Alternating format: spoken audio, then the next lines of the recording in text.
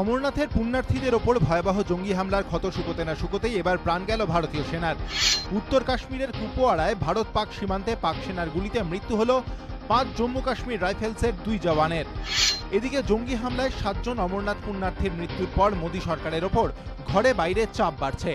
বিজেপির শরিক শিবসেনার মুখপত্র সামনায় কটাক্ষ করে বলা হয়েছে, ওরা আগে বলতো রাজনীতির মধ্যে খেলা সংস্কৃতিকে টানবেন না, কিন্তু এখন সন্ত্রাসবাদী হানার মধ্যে দিয়ে ধর্ম রাজনীতি একসঙ্গে চলে আসছে। আমরা কি এটা ভেবে নেব যে সন্ত্রাসবাদীদের ব্যাগে অস্ত্রের বদলে গোমাংস থাকলে ওরা বেঁচে ফিরত না?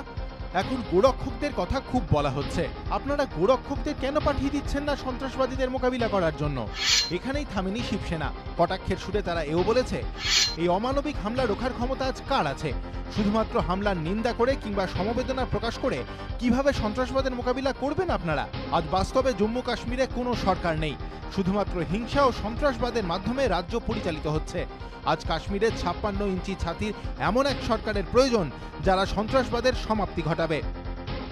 गोरक्षक जिस तरह से हिंसाचार कर रहे हैं, गोरक्षा के नाम पर हिम्मत दिखाने की कोशिश करते हैं, तो उनकी फौज भेज दीजिए कश्मीर में आतंकवादियों से लड़ने के लिए।